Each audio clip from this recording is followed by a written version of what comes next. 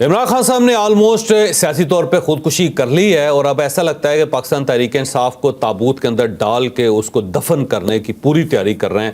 کیسے عمران خان صاحب نے خودکشی کی یہ ہم آپ کو آج کے ویلاگ پہ پوری تفصیل سے بتائیں گے، اور اس کے ساتھ ساتھ یو این میں پاکستان نے 2 ایسی اچیومنٹس حاصل کی ہیں کہ جو اس سے پہلے پاکستان کو کبھی نہیں ملی، اور اس کے ساتھ ہی انڈیا کے اندر صف ماتم بچھی ہوئی ہے اور سب ایک دوسرے کی طرف دیکھ کے پوچھ رہے ہیں کہ یہ ہمارے ساتھ ہوا کیا ہے۔ اب پاکستان نے یو این کے اندر کیا کمال کیا یہ بھی ہم آپ کو آج کے ویلاگ میں بتائیں گے، اور یہاں یہ بھی بتائیں گے کہ پاکستان اب کن ملکوں کے ساتھ بیٹھے گا، کیونکہ وہ بھی ایک بڑی انٹرسٹنگ سٹوری ہے اور یہ ایک بہت بڑا ٹوسٹ ہے جو آج کے ویلاگ کے اندر ہم انفولڈ کریں گے۔ اور اس کے ساتھ ساتھ بلاول بھٹو صاحب کی ایک پروپوزل بہت زیادہ مشہور ہوئی ہے۔ انہوں نے آئی ایس آئی اور را کو دونوں کو ایک ٹیبل پہ بٹھا کے معاملات کو سیٹل کرنے کا ایک آپشن دیا ہے۔ کیا یہ آپشن ورکیبل ہے یا نہیں، یہ بھی ہم آپ کو آج کے ویلاگ میں بتائیں گے، لیکن ویلاگ کی طرف جانے سے پہلے میری آپ سے ریکویسٹ ہے کہ چینل کو سبسکرائب ضرور کیجیے گا اور یہ جو بیل آئیکن ہے اس کو ضرور پریس کریں تاکہ نوٹیفیکیشن آپ کو ملتا رہے، اور یہ یاد رکھیں کہ ہر اچھی بات صدقہ جاریہ ہوتی ہے۔ اگر آپ کو یہ ویلاگ اچھا لگے تو کسی نہ کسی کے ساتھ ضرور شیئر کیجیے گا، اور ہم نے اپنا کالم 0 پوائنٹ اب آڈیو فارم میں لانچ کر دیا ہے۔ آپ اس لنک پہ کلک کر کے اب ہمارے کالم سن بھی سکتے ہیں، اور ہم نے آپ کے لیے ایک واٹس ایپ کمیونٹی کریٹ کی ہے۔ آپ ڈسکرپشن میں جائیے اور وہاں جا کے لنک کے اوپر کلک کیجیے تاکہ آپ کو تازہ ترین خبریں ملتی رہیں۔ السلام علیکم ناظرین، میں ہوں فاروق عباس نیوٹرل بائی جاوید چودھری میں۔ ناظرین، مودی کا برا وقت شروع ہے۔ اس وقت اس کے حالات یہ ہیں کہ G7 کے جو ممالک ہیں وہ بھی اسے بلا نہیں رہے۔ کینیڈا میں یہ اجلاس ہونے جا رہا تھا اور انہیں بڑی امید تھی، اور یہاں تک کہا جا رہا ہے کہ جے شنکر صاحب جو ان کے فارن منسٹر ہیں انہوں نے منتیں کی کینیڈین گورنمنٹ کو کہ کم از کم ایک انویٹیشن بھجوا دو، عزت رہ جائے گی، لیکن وہ بھی نہیں ہوا۔ یو این میں الگ بدنام ہو رہے ہیں، پوری دنیا میں کوئی ان کے ساتھ کھڑے ہونے کو تیار نہیں ہے، اور بری حالت ہے اس وقت انڈیا کی، اور انڈیا کے اندر ایک صف ماتم ہے۔ پوری ڈیٹیل سے بتائیں گے کہ انڈیا کے اندر کیا صف ماتم چل رہی ہے، لیکن سب سے پہلی سٹوری ہم ڈسکس کریں گے اپنی کامیابیوں کی، کہ پاکستان کو اللہ تعالیٰ نے کتنی عزت دی اور اس وقت دنیا میں ہمارا کیا مقام ہے، اور یو این میں اس وقت ہم کہاں پہ کھڑے ہیں۔ 2 بہت بڑی کمیٹیاں ہیں جس کی سربراہی پاکستان کو مل گئی ہے، اور آپ سنیں گے تو بینگ اے پاکستانی آپ کو پراؤڈ ہوگا کہ اس وقت آپ کی نیشن کہاں پہ کھڑی ہے۔ تو ڈیٹیل سے سٹوری جانتے ہیں جاوید چوئے صاحب سے۔ اب دیکھیں، پاکستان کو ایک سائٹ پہ پینٹ کیا جا رہا ہے کہ پاکستان ایک ٹیررسٹ کنٹری ہے اور اسٹیٹ لیول پہ ٹیررزم یہاں پہ ہوتی ہے۔ انڈیا اس کے اوپر بہت زیادہ انویسٹمنٹ کر چکا ہے۔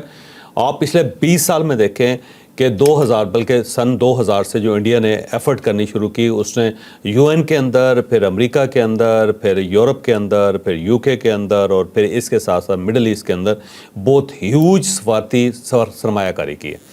انہوں نے اپنے لوگوں کو وہاں پہ پلانٹ کیا، لوگوں کو سسٹم کے اندر لے کر آئے، یونیورسٹیوں کے اندر لوگوں کو، اپنے اسٹوڈنٹس کو بھیجا، اور وہاں پہ وہ ترقی کر کے پالیٹکس کے اندر آئے، بڑی پولیٹیکل جو پارٹیز ہیں ان کا حصہ بنے، اور ان میں سے تو اب بہت زیادہ ایسے لوگ بھی ہیں کہ جو کیبنٹ کے ممبرز بھی بن چکے ہیں، یورپ کے اندر بھی، یو کے اندر بھی، اور اس کے ساتھ ساتھ امریکہ کے اندر بھی۔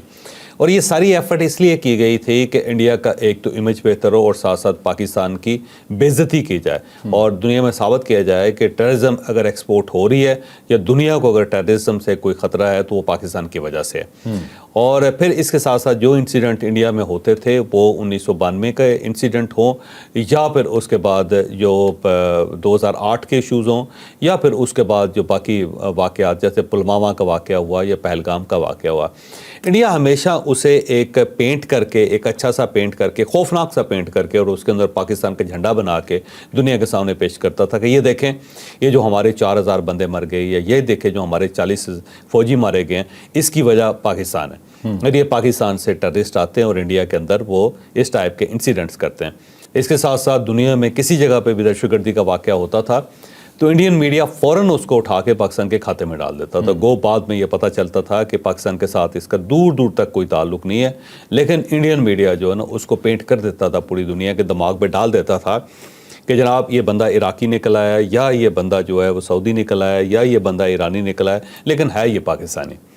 تو اس ٹائپ کا ایک پروپیگنڈا کر کے پاکستان کو بدنام کرنے کی کوشش کی جاتی تھی۔ پہلگام کے بعد بھی دیکھ لیں کہ پہلگام کا ایک واقعہ ہوا جس پہ پاکستان نے مذمت کی، اور پاکستان نے ہمیشہ کہا کہ ہم ہر قسم کی انویسٹیگیشن کے لیے تیار ہیں۔ آپ کسی نیوٹرل ملک سے یا نیوٹرل پاور سے یا نیوٹرل کمیٹی سے پاکستان کے اندر آ کے، انڈیا کے اندر جا کے کسی جگہ پہ بھی آپ انویسٹیگیشن کر لیں، اور کسی جگہ اگر پاکستان ملوث ہے تو ہمیں ثبوت دیے جائیں، ہم لوگوں کے خلاف کارروائی بھی کریں گے، اور آپ کا جو نقصان ہوا ہے اسے برداشت بھی کریں۔ لیکن انڈیا نے کسی جگہ پہ ظاہر ہے پاؤں نہیں رکھا اور اس نے کہا نہیں اگر ہمارے کو بندے مر گئے ہیں تو اس کا ذمہ دار صرف پاکستان ہی ہے، اس کے علاوہ کوئی ذمہ دار نہیں ہے۔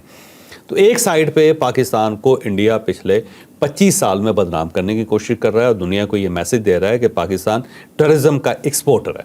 تو یو این سے پاکستان کے لیے 2 خوشخبریاں آئی ہیں۔ ایک طالبان سینکشن کمیٹی بنائی گئی تھی اور اس کا مقصد یہ تھا کہ جو طالبان موومنٹ ہے اس کو روکا جائے اور کہیں ایسا نہ ہو کہ افغانستان کے اندر قبضہ کر کے افغانستان کے اندر وہ اپنے معاملات کو سیٹل کر کے طالبانائزیشن جو ہے نا اس کو اسلامی دنیا کی طرف دھکیل دیں یا وہ آہستہ آہستہ اس کو پھیلانا شروع کر دیں یا اس کو ایکسپورٹ کرنا شروع کر دیں۔ تو یو این کے اندر ایک کمیٹی بنی تھی اور اس کا مقصد یہ سیکورٹی کونسل کی کمیٹی ہے، یاد رکھیں، اس کا مقصد یہ تھا کہ طالبانائزیشن کو روکا جائے۔ تو کل پاکستان کو اس کا سربراہ بنا دیا گیا۔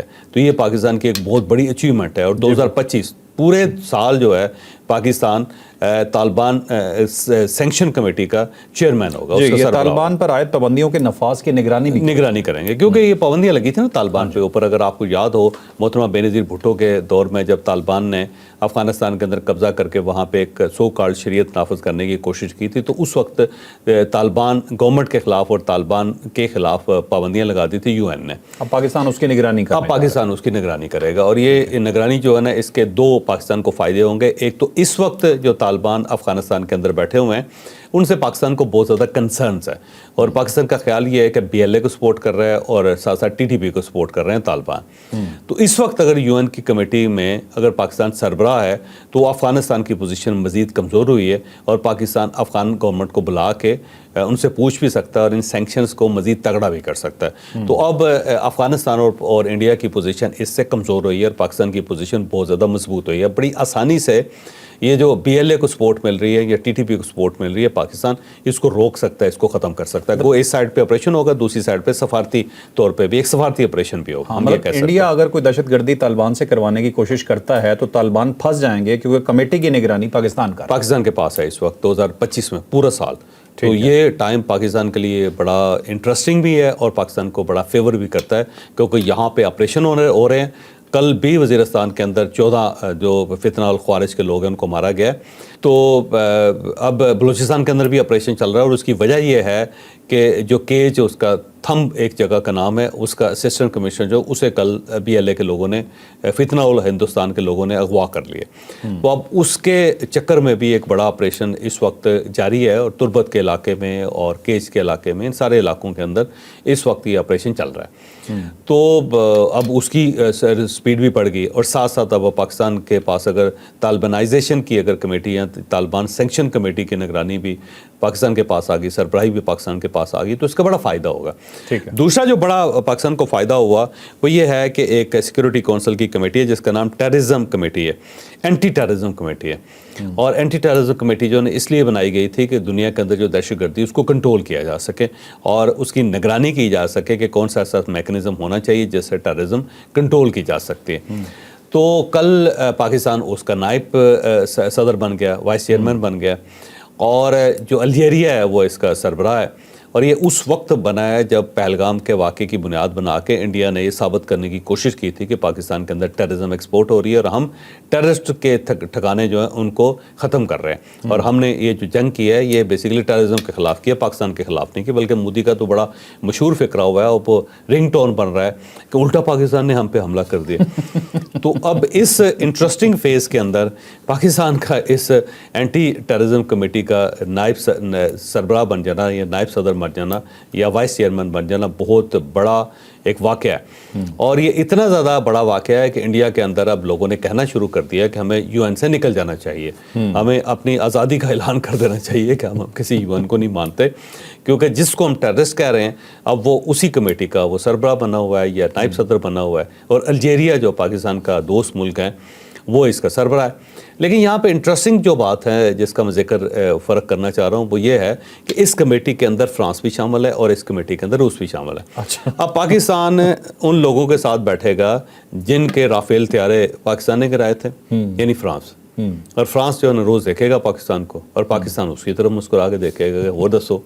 और साथ ही रशिया इस कमेटी का हिस्सा है जिसका S-400 जो था पाकिस्तान ने उड़ा दिया था। Su-30 भी Su-30 भी उड़ा दिए थे। तो Su-30 जो है ना वो भी उड़ा दिए इनके, और साथ साथ जो है ना पाकिस्तान ने उसका S-400 वो डिफेंस सिस्टम उड़ा दिया जिसके बारे में रशिया का क्लेम था कि इसे ब्रेक नहीं किया जा सकता। उसकी सारी बैटरीज उड़ा दी, सारा फंक्शन ही उसका ख़त्म कर दिया।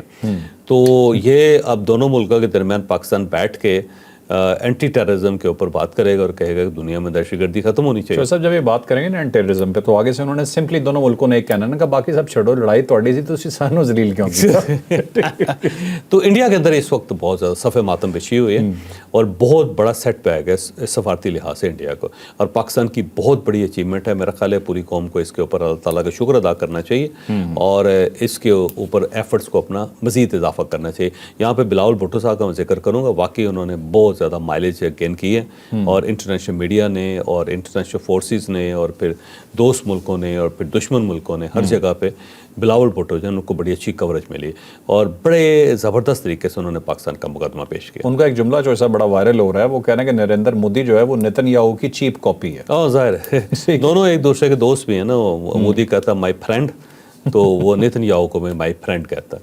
और इस सारी जंग में इसराइल वाहिद मुल्क था जिसने इंडिया की मदद की और ख़ुद भी जलील हो गया साथ। ठीक है। अच्छा साहब, एक चीज़ बताएं, मैं टॉपिक से हट के पूछना चाह रहा हूँ, ये पाकिस्तान का अच्छा वक्त है या इंडिया की जलालत ज़्यादा हो रही है, उनका बुरा वक्त? मेरा ख्याल है पाकिस्तान का अच्छा वक्त है, और वो कहा जाता है कि जब अच्छा वक्त आए तो बुरी चीज़ें भी सीधी हो जाती है। कहते हैं जब अल्लाह ताला मेहरबानी करता है ना किसी पे तो उसकी पुठ भी सीध हो जाती है, कि यानी वो उल्टा सिक्का उसका गिरता है लेकिन वो सीधा हो जाता है। तो अल्लाह ताला ने कोई ख़ास रहम पाकिस्तान के ऊपर किया है, मेहरबानी की है। लेकिन यहाँ पे इंटरेस्टिंग सूरत हाल ये है कि एक साइड पे हमने इंडिया को ज़मीन पर रगड़ दी उसकी नाक, और दूसरी साइड पे बलूचिस्तान के अंदर हालात हमारे कंट्रोल में नहीं आ रहे, या वज़ीरिस्तान के अंदर या खैबर पख्तूनख्वा के अंदर हालात कंट्रोल नहीं हो रहे। तो पाकिस्तान है बड़ा इंटरेस्टिंग मुल्क, एक साइड पे एटम बम बना लेता है और दूसरी साइड पे कराची के अंदर जो स्ट्रीट क्राइम है वो ख़त्म नहीं होता हमसे।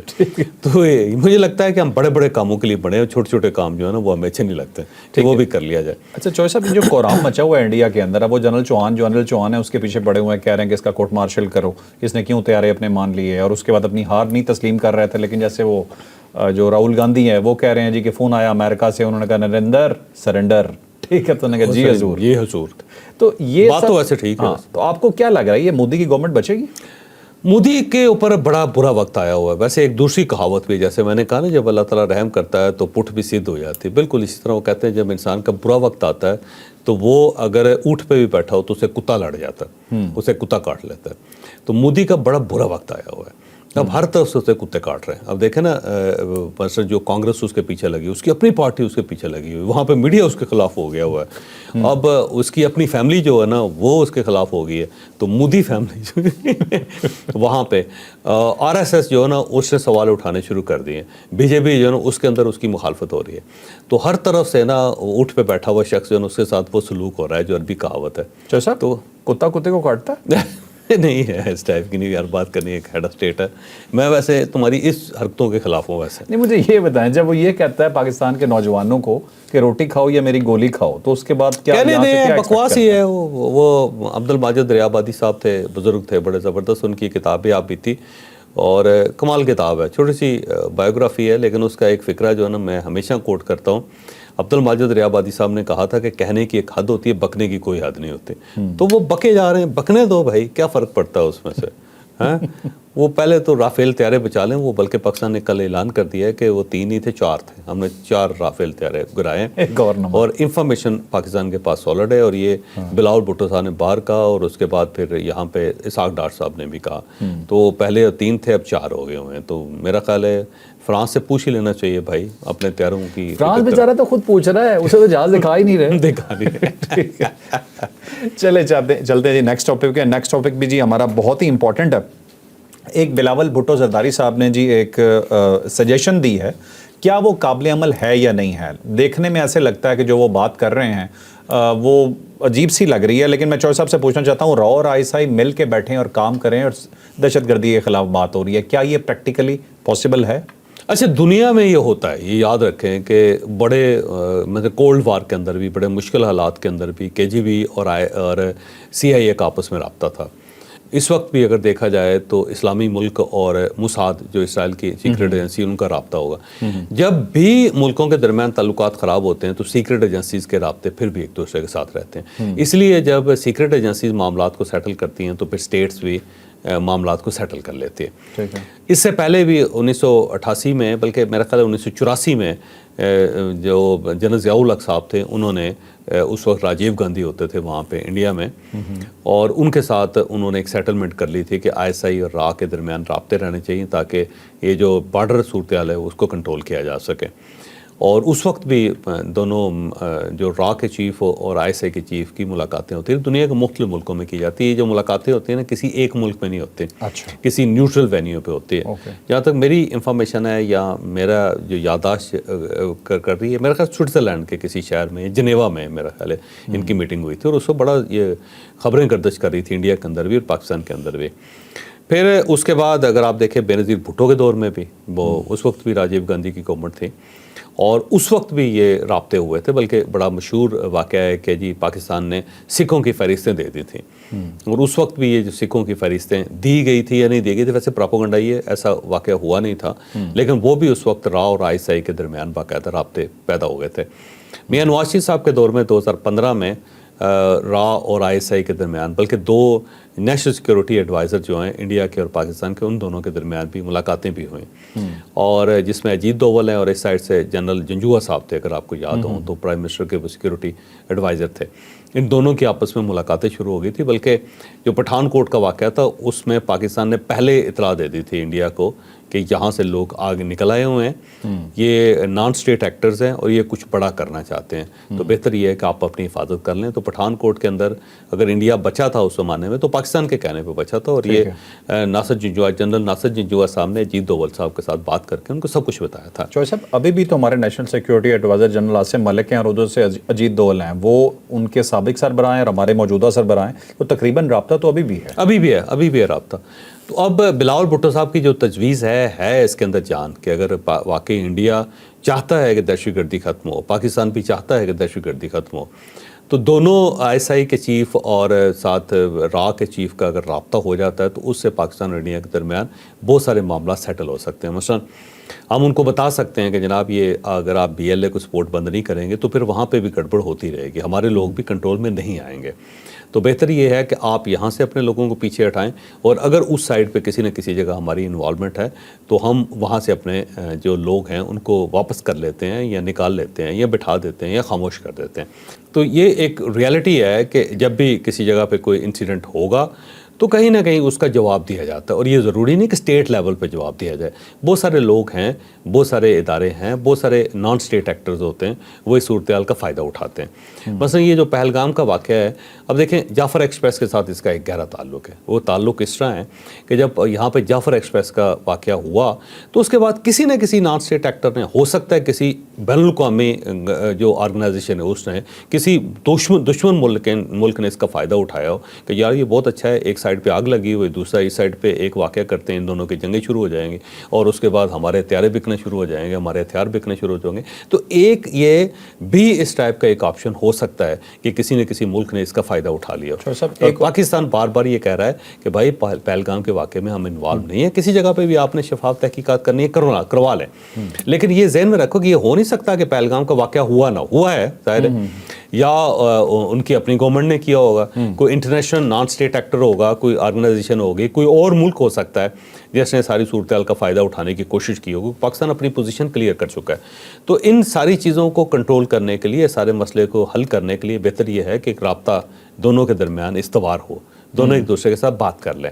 اگر کسی کے پاس کوئی ثبوت ہے وہ دے لے، اسی سے سیٹل ہو سکتے ہیں. تو بلاول بھٹو صاحب کی جو تجویز ہے وہ غلط نہیں ہے. میرا خیال ہے اگر انڈیا اس کو مان لیتا ہے تو بہت سارے معاملات سیٹل ہو جائیں گے. ٹھیک ہے. اچھا چوہے صاحب، مجھے لگتا ہے کہ نیو نارمل کریٹ کرنے کے لیے انڈیا نے، جو اس کا نیو نارمل تھا کہ وہ پاکستان کے اندر کہیں پہ بھی اٹیک کر سکتا ہے، ٹھیک ہے, کہ جب بھی وہ کوئی انڈیا میں واقعہ ہوگا وہ کہے گا جی پاکستان نے کیا, اور وہ پاکستان کی مین لینڈ ہٹ کر دے گا اور اس چیز کو نارمل کریٹ کرے گا. وہ کہے گا جی یہ نارمل چیز ہے, ہم تو یہ کریں گے. تو نارمل تو پاکستان نے بھی بنا لیا نا, پاکستان نے تو انتہائی اب نارمل کر دیا نا پھر سارا کچھ ان کے لیے. اس نے کہا جی ہمارا نیو نارمل یہ ہے کہ آپ ہم پہ حملہ کریں گے تو ہم نہیں چھوڑیں گے, ہم نہیں چھوڑیں گے. ہم نے تو پھر اندر جا کے 26 جگہوں پہ مار دیا. ٹھیک ہے, لیکن چوہے صاحب اس میں اب سوال یہ اٹھتا ہے کہ RSS نے بھی تو یہ کروایا ہو سکتا ہے نا, یہ نیو نارمل کریٹ کرنے کے لیے کہ پاکستان کو دباؤ, ان کی اکنامی ویک ہے. کسی نے بھی کیا, کوئی بھی اس کا فائدہ اٹھا سکتا ہے.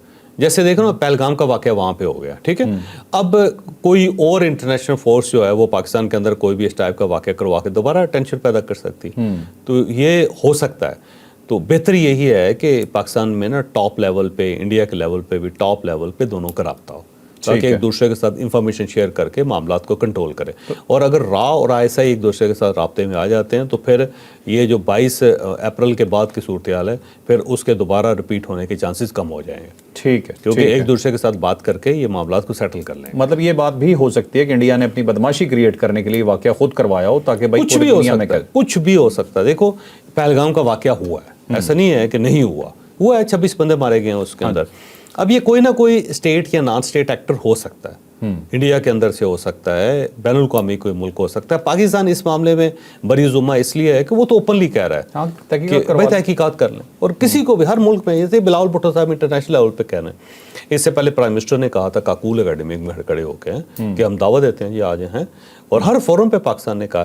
تو پاکستان کی طرف سے تو ظاہر ہے اگر کوئی مجرم ہوتا, پاکستان انوالومنٹ ہوتی اس کی, تو اس لیول پہ نہیں جانا تھا. کیونکہ اگر کوئی بھی انٹرنیشنل ملک آ جاتا ہے, فورس آ جاتی ہے, تو وہ تو پاکستان کے لیے مسئلے بن جائیں. ٹھیک ہے. چلیں جی اب چلتے ہیں نیکسٹ ٹاپک کی طرف. نیکسٹ ٹاپک ہمارا جی بہت ہی امپورٹنٹ ہے.